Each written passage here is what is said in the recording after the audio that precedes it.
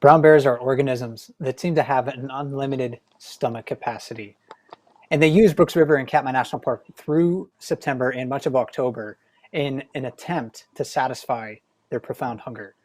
Late summer offers many of these bears the last chance to get fat before they retire to their dens and experience months of famine. Underwater, though, the scene is even busier and the activity more urgent. Salmon, many of whom have spent months in fresh water, maybe about 2 months without eating, display a remarkable endurance as they attempt to spawn and complete their life's work. Although late summer marks the beginning of the end of the bear season at Brooks River, this place remains very much alive. Hello and welcome to this live chat brought to you by Katmai National Park, the Katmai Conservancy, and Explore.org. My name is Mike Fitz. I'm the resident naturalist with Explore.org. My co-host for this chat today is Ranger Naomi Boak from Katmai National Park. And today we're discussing late summer and fall at Brooks River, specifically what this season means for salmon and brown bears. With fat bears, bright red sockeye salmon, and a tinge of fall color showing on the trees, late summer might be the most beautiful time of the year at Brooks River.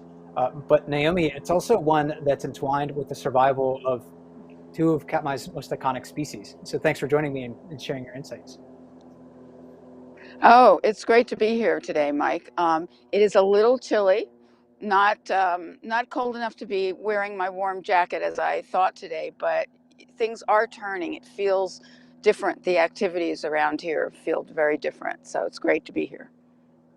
And just from looking at the background behind you there, yeah, it definitely has a fall look to it. The grass is starting to brown, the water levels in the lower river are quite high. And if you're a brown bear, I mean, this is a critical time of the year. And your world really revolves around food at this time of the year. But maybe to understand why bears are able to make a living at Brooks River, both in early and late summer, we should consider the salmon life cycle and the characteristics of Brooks River itself. So can you introduce us briefly to the salmon and what they're experiencing right now and throughout their lives? Yeah, well, right now we're seeing the end of their life cycle and the beginning of a new one. And the new life for salmon begins when the female digs a nest in the gravel, and males sometimes fight over the access to fertilize those eggs when she discharges them into what is called a redd. And so once they're fertilized, they are in there for about 3 to 5 months, and then they become larvae, and they kind of swim around a bit, and here you see them. And the next stage that they have are they become small fish after 3 to 5 months, and these are called fry. And the fry basically hang around there for about a year. And after a year, when they're large enough, they've grown, they slowly move into the lake, into Naknek Lake.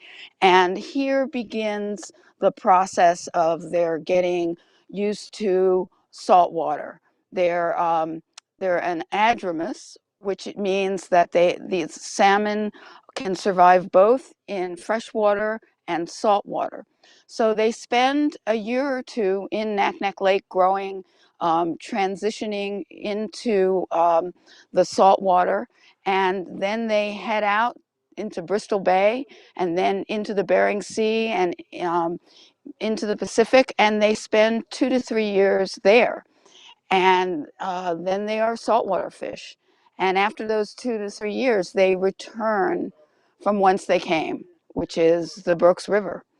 And that's what we're seeing now. We're seeing these salmon at the end of their life cycle as they create a new generation of salmon. And along the way, these amazing, amazing creatures face so many predators. Every step of the way. When they start here, there are the trout that eat them, and all along the way they face a lot of predators, and now they face the biggest predators of them all, the brown bears of the Brooks River, who are very hungry. And Mike, can you talk a little bit about why and how the Brooks River is such a great place for the bears to prepare for winter for over such a long period of time? Brooks River is one of maybe the most unique sort of like salmon spawning streams that you'll find. Certainly a place that supports bears for an exceptionally long period of time. And bears will fish for salmon throughout Katmai National Park. So there's many places where they could be doing that right now, for instance, certainly a little bit earlier in the summer. But Brooks River really hosts what I like to call an uncommon duality. In the majority of streams where salmon spawn, the run is typically short. It commonly lasts only a couple of weeks. So salmon migrate to those spots, they move into the small streams, they spawn, they die, that's kind of it. Things happen pretty quickly. But things are different at Brooks River. Here from late June through much of July, and even this year into August, bears were able to fish for migrating salmon. So early in the summer, migrating salmon provided bears with an important early summer food resource. And the topography of the river, especially the waterfall and shallow areas immediately downstream of Brooks Falls, allow bears to catch salmon when they're fresh from the sea and especially rich in calories. But that's not the end of the story. It's just not the migration period. But because salmon don't move in the Brooks River and start to spawn right away like they do in a lot of other places, they delay their spawning efforts until late summer and early fall. In fact, September is the peak of the spawning activity for sockeye salmon in Brooks River. So long after the sockeye are done migrating, this delayed spawning event gives bears another opportunity to feed on fish.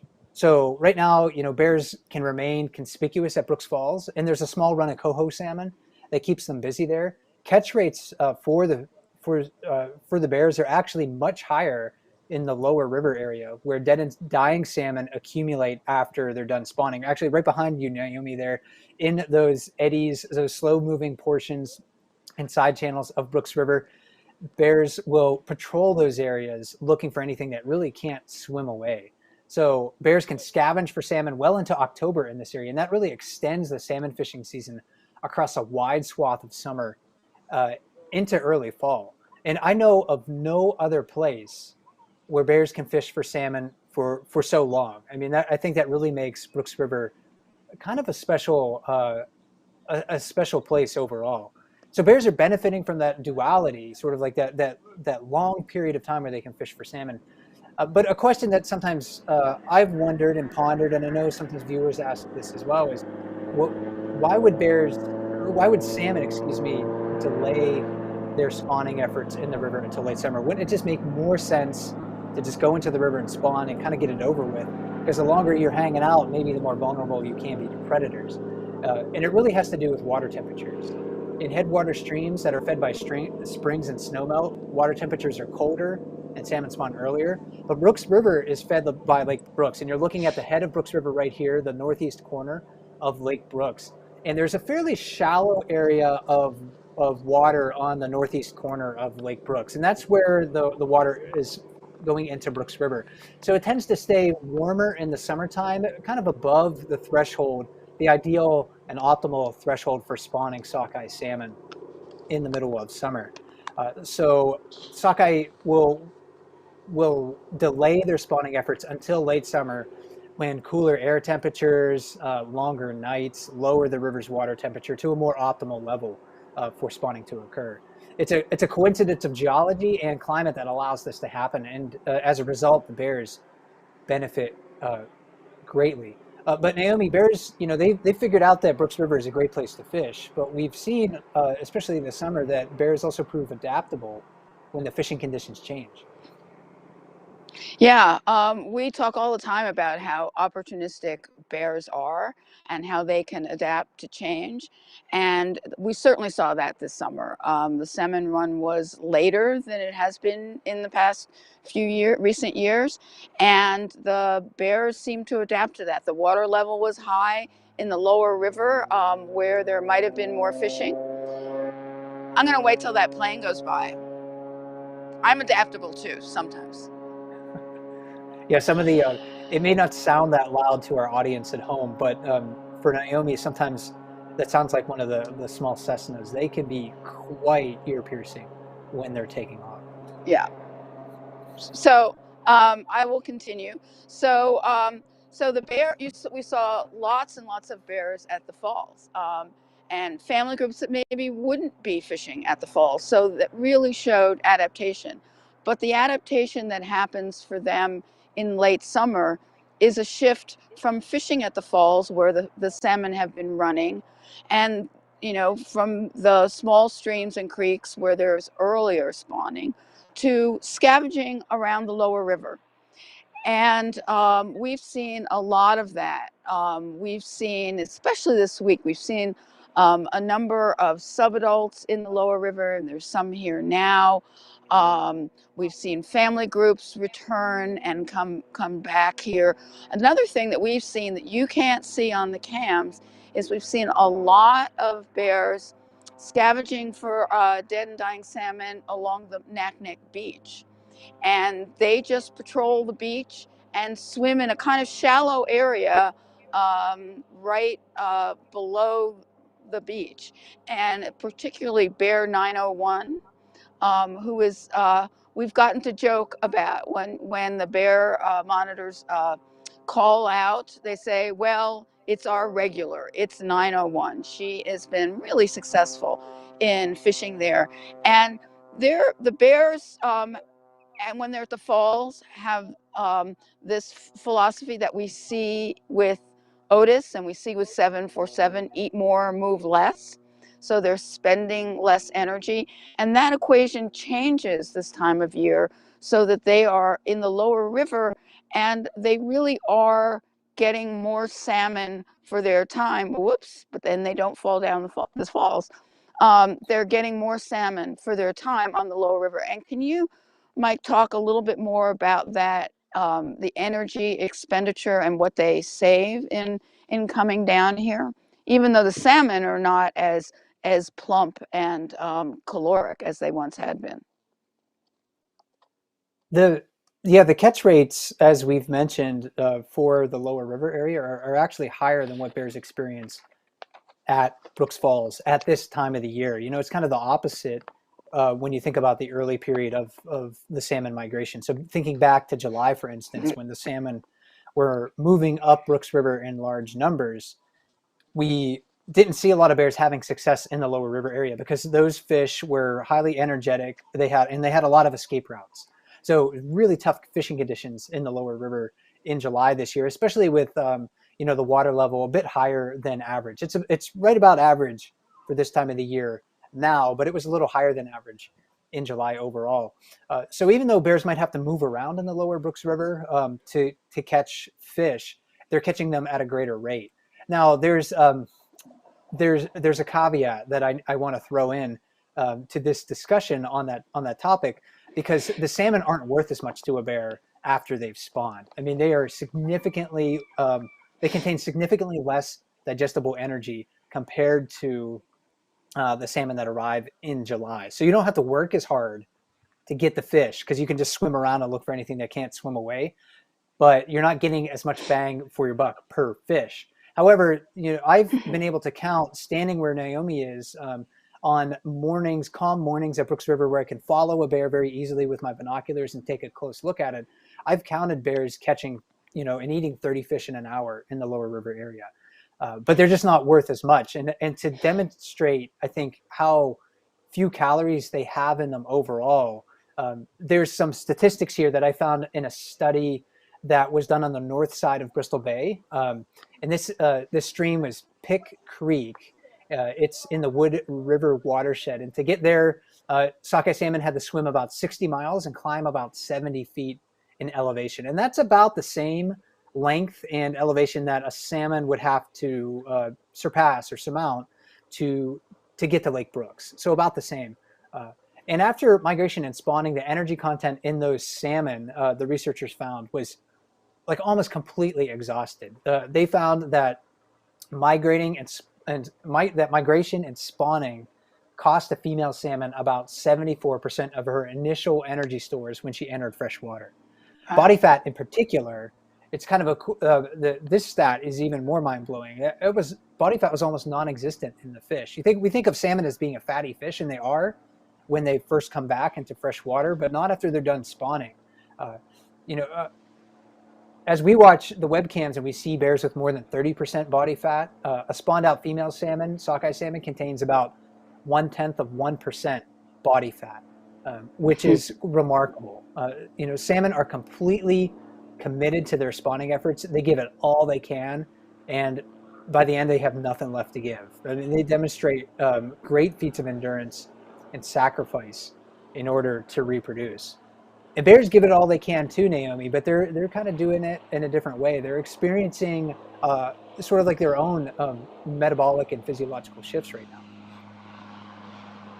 Yeah, bears go into what is called hyperphagia, which means essentially that they can never feel sated. They're always hungry. And this can happen in humans too, and it's a hormonal change. There is a hormone called leptin, which makes bears and it makes humans feel full. And this time of year, bears never feel full. So they will keep eating and keep eating and keep eating. I mean, we think of them as nonstop eaters earlier in the season. But again, you'll see them when they start to get full, they'll high grade, which means they'll only eat the fattiest parts of the fish and they'll leave fillets. We didn't see as much of that this year because the salmon run was more sporadic. So they had time in between feeling full to feel hungry again. But this time of year, when they go into hyperphagia and they are resistant to that leptin hormone, they never feel full.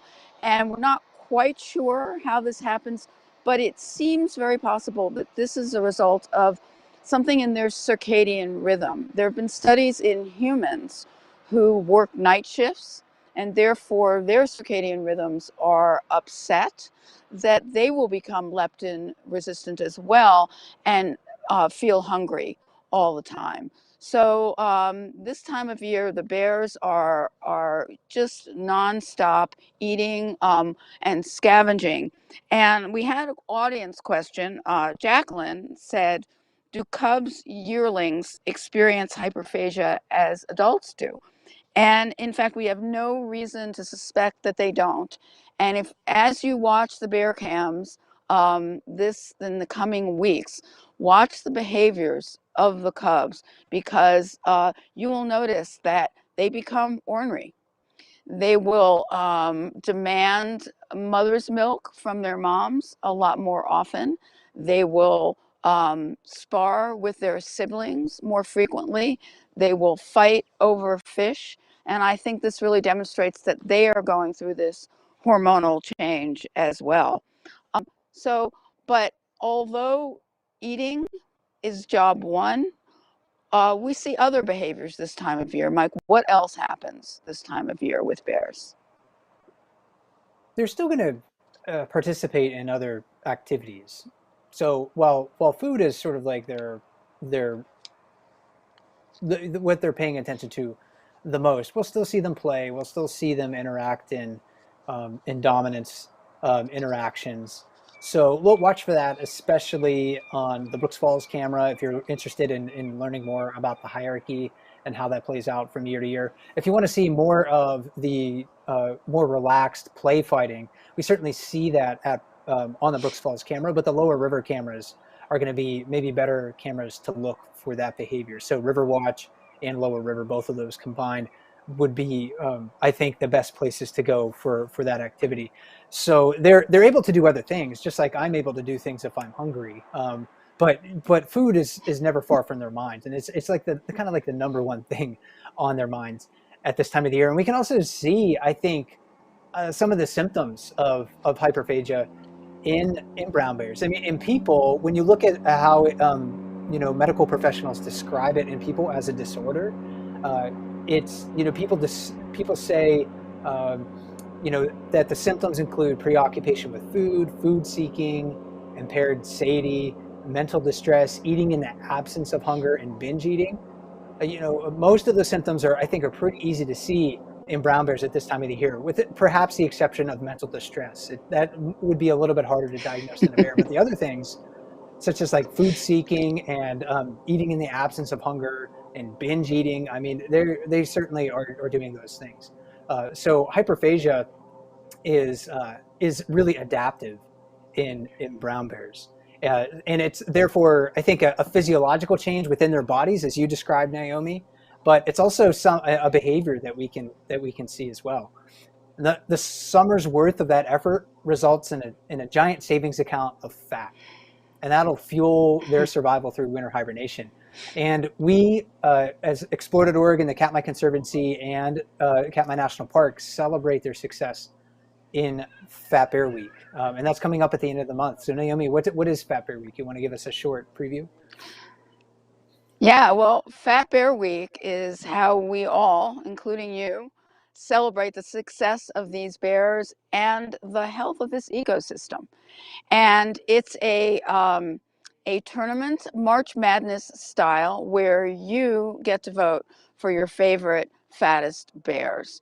So it's, besides being my favorite week of the year, it's a great way to take your mind off the troubles of the world and support the bears that you have really grown to love over the season. And time to root for them.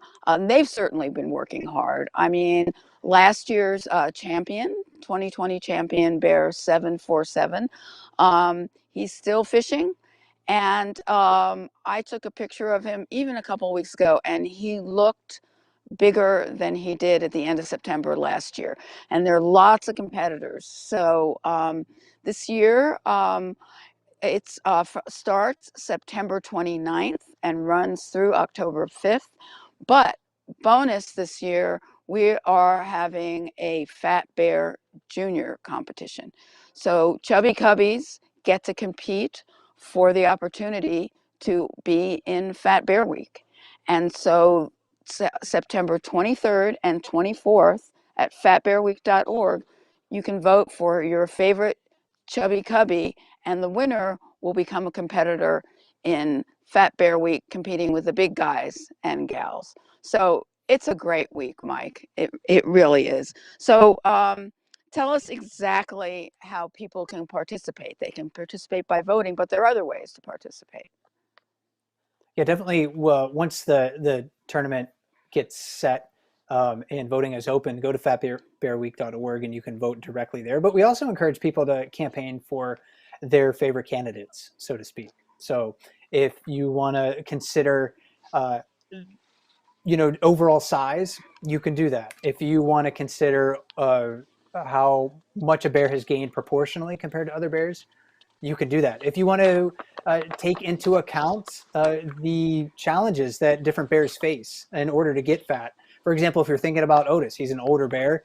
He can't just waltz into the jacuzzi anymore if there's another more dominant bear there, like he did when he was younger. So he's able to gain body mass despite those challenges. Or you can think about the defensiveness of Grazer and how she's protected her cubs this year and still been able to get quite large overall and keep her family well fed. So there's no really kind of like one way to vote on Fat Bear Week. You can base your vote on any number of things. It's a subjective vote, and I think that's really what makes it quite fun. I will mention though that Naomi, the Rangers have not been able to determine who's going to be in Fat Bear Week yet. It's still very early in the month, so we're waiting for many bears to return to Brooks River. So we've mentioned, I think, some of the bears that would have a high likelihood of being in Fat Bear Week, but it's subject to change. So we'll have a live chat to reveal the bracket for Fat Bear Week on September 27th. So please tune in for that. I'm really looking forward to it this year. As they say, stay tuned, because we truly don't know who's going to be in the contest this year.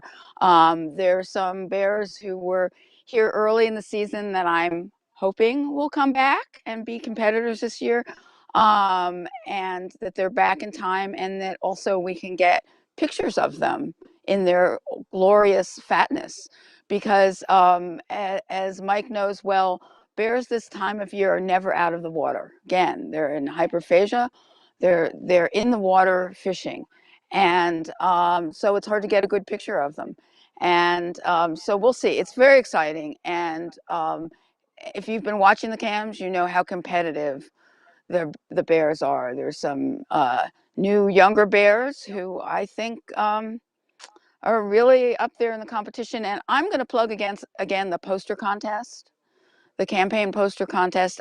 Before I worked on Fat Bear Week, I loved making posters, and I still love looking at everyone's posters. You guys are really creative, they're fun, and like any contest or campaign, it's, go out and support those bears. And we'll have the infrastructure for that poster contest set up soon, within the next couple of weeks or so. So start brainstorming your ideas, but don't rush with anything quite yet. We'll have more details to share about that in the next couple of weeks. And then right after Fat Bear Week, the Katmai Conservancy is hosting a fundraiser again. So please tune in for that, and we'll have more details on that event coming up afterwards. And we're going to try to get to a few audience questions here in a moment, Naomi, but just to kind of conclude our main part of the broadcast, I think I would like to reiterate to everyone that late summer really is a season of significant change in Katmai. The energy And with their rain, energy and with their energy stores, which it's doing running low now. on water. Okay, we'll try to hope that the iPad there survives.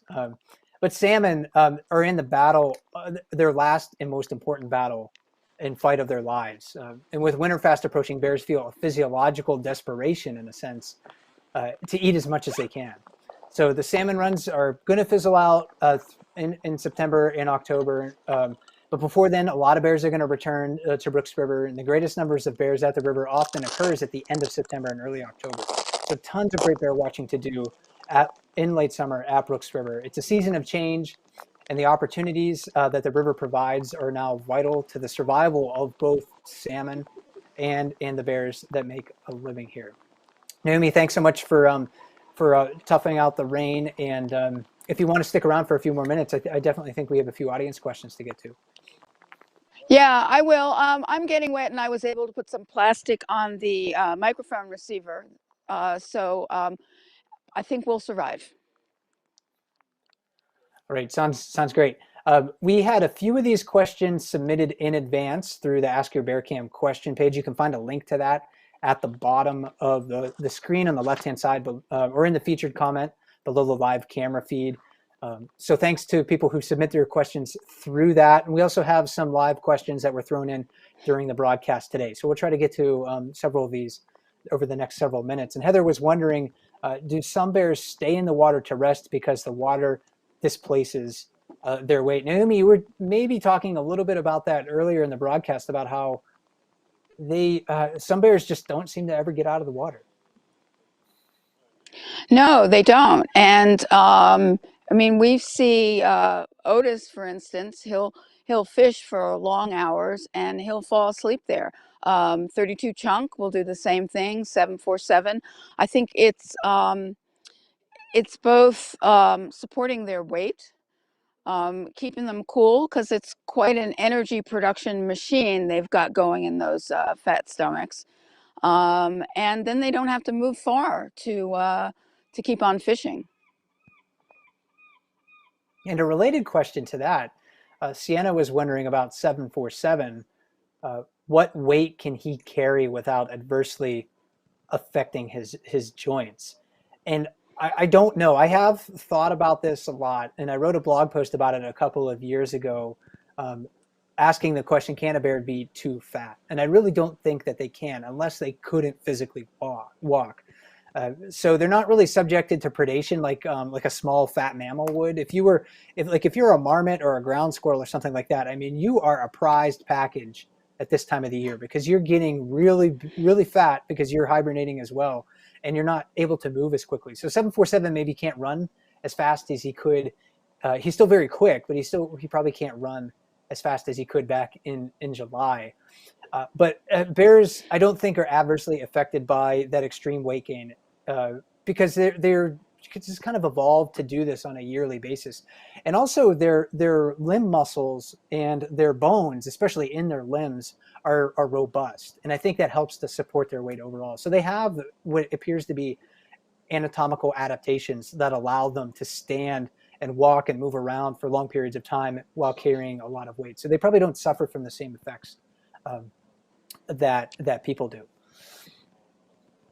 And also, Mike, we again, we think of fat for us as not being healthy, but fatness is adaptive survival for bears, and I think part of that, the ability to carry their weight, is another part of that adaptation.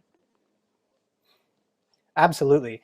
In this next question, Naomi, I'm going to throw to you because you've been out of Brooks River. I know you're not venturing out much at night. It's probably not a wise thing to do at this time of the year, but Barbara was wondering, where do bears sleep at night? Well, wherever they want to is the first answer. But I remember a chat from many years ago that I heard with Ranger Leslie and then Ranger Fitz, that neither of them wanted to walk in the dark around here because bears are very quiet. You can't see them coming. And so I try not to be out in the dark. But we see bears. I see a lot of the family groups head down the beach and around to quieter areas around the moraine, past the campground. I know that 32 Chunk has a spot that he likes that's near Lake Brooks. I've seen him sleeping there many times. And sometimes they just sleep in the road or they sleep aisle and cause bear jams. But they don't go far away at this time of year because they really are, again, trying to eat as much as they can and not spend a lot of energy. Absolutely. Yeah, they'll pretty much sleep wherever they feel is comfortable. And sometimes that's right in the water. We've seen Otis taking a lot of naps in that far pool, even overnight. So keep watching the cameras. You might gain some insights, especially with that infrared night vision that we have on the Brooks Falls camera. And a question from Janice, and actually we have one that's related to this that was submitted during the broadcast today. Are salmon the only fish who die after spawning? And somebody was wondering about the coho salmon that I mentioned during the broadcast. Do they die after spawning? And salmon are what you can consider to be biologically, what biologists consider to be semelparous, and that basically means that they only reproduce once and then they die. And that's an uncommon life history strategy for vertebrates. It happens more often in like insects, but most vertebrate organisms have the ability to reproduce more than once in their lifetimes. Humans are like that. But salmon, all Pacific salmon die after spawning. Atlantic salmon are a little bit different. They have the ability to spawn more than once, even though they are anadromous and they'll move back and forth between fresh water. But there's other fish that will die after spawning as well. You can think of eels, American eels. They don't spawn in fresh water, but they spawn in salt water out in the Sargasso Sea, both American and European eels. And mysteriously, no one's ever seen eels spawning. Scientists haven't been able to find out where that happens, but all evidence suggests that eels will die after spawning too. So it's not unique to salmon, but it's an uncommon life history strategy. Something, Naomi, that catches a lot of the Bear Cam viewers' attention is a topic of our next question here, and this comes from Rebecca. She's wondering about tapeworms, and maybe you've seen some tapeworms from out hanging behind the bears as they've been walking around the river. So Rebecca's asking, can you please tell us about tapeworms? I don't know if anyone's really requested a please in that question. But she's wondering, is it a common issue? Can it be fatal to the bears? Well, I do know, yes, we do see bears with tapeworms in them, and they get it because from the salmon, eating raw salmon. And I've said this on the chat that I'm a big sushi lover. But in Japan, they won't eat raw Pacific salmon because you can get worms from raw Pacific salmon. So, but I don't think it can be fatal to them. Mike, you know what happens in the bear system to prevent that. Right. I looked today because I knew we wanted to answer this question, and I looked today to see if I could find any information in the scientific literature that I had access to that suggested that bears were overtly harmed by tapeworms. And I think that every bear probably at Brooks River has a tapeworm at this time of the year. I mean, they're eating so much salmon, and salmon are an alternate host for the tapeworms that I think they all have it at this time of the year. But I couldn't find any evidence, at least in the scientific literature, that says it's something that the bears, at least on the Alaska Peninsula, um, suffer greatly from. Uh, and I suspect, although I don't know this for sure because I haven't been able to find if this is documented in the scientific literature either, but I suspect that the bears flush tapeworms from their symptom or from their systems before, maybe right before hibernation or during hibernation somehow, because tapeworms don't have any mouth parts. They basically are just absorbing nutrients from their host digestive tract, just straight through their bodies. They have a ton of surface area, but not a lot of volume overall, so they can just absorb nutrients directly into their systems that way. And in hibernation, a bear's not eating, so there's nothing in the digestive tract really for tapeworms to feast on at that time of the year. So that's my suspicion. Again, I could be wrong about that. Maybe we'll have, or someone can point me to some more accurate research about that. But it's common. Probably every bear has it, but I don't have reason to suspect, at least that the bears in Katmai are suffering greatly from it. And there is the scientific term that we use when we see it, a long tapeworm hanging off the back end of a bear, and it's called icky. Absolutely. And it's even ickier when you see a magpie come down to a pile of bear's cat and eat the tapeworms. So, but to each his own, Oof. I guess. I'm not gonna judge those animals for making a living in the way they do. But onto an easier topic to stomach. Next question here is: it looks like most fish don't make it up the falls, and what happens if they don't? Naomi, if you go to the riffles right now and you're looking into the water, or even at the falls, what do you see in the salmon doing? Well, I mean, the riffles is a really good example. You see the salmon in the riffles because there are places where they could potentially spawn, and you can see the females um, starting to dig, and you can potentially see the males vying for space around those females. The other thing that I really wanted to get a video of was some of the younger bears, the subadults, trying to catch the salmon that are hanging out in the riffles right now in their bright red colors. And they just can't do it. And it's very easy to see why salmon can escape from the bears. Frequently, a question I get is, well, why aren't the bears fishing in the lower river when all these, salmon are coming through? And in the riffles now, if a bear is fishing there, you can really see those salmon still have the energy to move away, even though they're thinking about spawning there. Yeah, the riffles area is just fantastic spawning habitat. So it's possible that if like a sockeye or a coho salmon that's trying to jump the falls doesn't make it, it may try downstream, but most likely what it's going to do is just try and try and try to jump the falls again because it was spawned upstream. It's trying to return to its place of birth to spawn there. Um, Most of the jumps are kind of unsuccessful, but I think most of the salmon that want to make that jump will do so. They just have to try many times, unless they're intercepted by a brown bear in between. By my counts, it seems like only about 6 or 7% of the jumps are successful. So they really do have to try many times before they make it. But there's a lot of great spawning habitat downstream of the falls, and most of the salmon that spawn downstream of the falls will were born there, so they feel no need to jump the falls overall. And you're looking at I'm going to something, be a Naomi. ranger for a moment. I'm going to be a ranger for a moment. I'll be right back. All right, I'm going to continue answering Carl? questions here. Okay. Uh, Okay. so we talked about how uh, a little bit about coho salmon and salmon are fascinating creatures, but they're not the only creatures that catch our attentions at this time of the year. Of course, bears Yeah.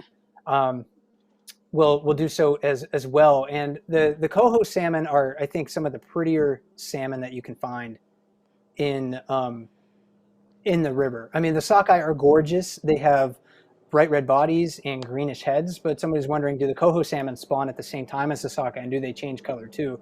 And they do spawn about at the same time, so this is going to be like the peak of their spawning season here in Brooks River as well. But not all of them have changed into their spawning colors. In fact, we've been seeing, at least on the webcams, Naomi, I've been seeing salmon being caught at the falls by bears, and they're almost completely silver in color. And those are those coho or silver salmon, which is their alternate common name. That just haven't changed into their spawning colors yet. But have you been seeing any of the coho salmon in their spawning colors with those? They'll have a, a greenish back and pinkish sides. Not really. I mean, we've had some cohos come through here, and but you know what's hard is because they're mixed in with the sockeye. So we have large groups of sockeye still coming in, and of course they're not going to be jumping the falls. It's too late for them to do that. But the silvers are traveling with the sockeye. So if they are in their spawning colors, it's a little hard to spot them. Definitely look on the underwater camera. I think that might be the best place to watch for the coho salmon. If you see a fish, again, with a large fish that's not a red-bodied fish, at this time of the year, it's likely to be a coho salmon. In their spawning colors, they'll have greenish backs and pinkish sides. Really beautiful fish when you get to see them in their full spawning colors overall. And I think we maybe just have time for one more question here, Naomi. I don't know if you've seen this bird, but we've seen it on the cameras several times. There's been a cormorant that's been hanging out along Yes. the lower river. And somebody's just wondering, what do you think? I don't know if you've seen it doing any fishing and having success down there. No, I've seen it spread its wings. I mean, they really look kind of marvelous. They spread their wings out. Where I'm from in New York City, and I lived for a long time in Brooklyn, and I would commute by ferry across to Manhattan. And the best part of that was watching the cormorants feed. And they do dive when they feed. And to have a cormorant here it's really lovely when they spread their wings. And they're so dark and black, unlike many of the other birds here. So yeah, I'm thrilled to see a cormorant in the lower river. Yeah, among the cohort of birds at Brooks River, the cormorants, if they're around, they certainly stand out in the crowd overall. Well, Naomi, it's great to speak with you again, and I'm glad that you were able to take some time out of your day to share your insight with us about late summer at Brooks River. I'm going to be asking you, of course, a lot of questions about what happens there over the course of the month, since you have your eyes on the river and you can see some things that the webcams cannot. But thanks again for your time today. It's great to be here, and I love this season. It's wonderful. Certainly one of my favorite times of the year at Brooks River as well. And my name is Mike Fitz. I'm the resident naturalist with Explore.org. My co-host today has been Ranger Naomi Boak with Katmai National Park. Thanks for watching today, and enjoy the bear cams until we talk to you again. Stay safe and be well.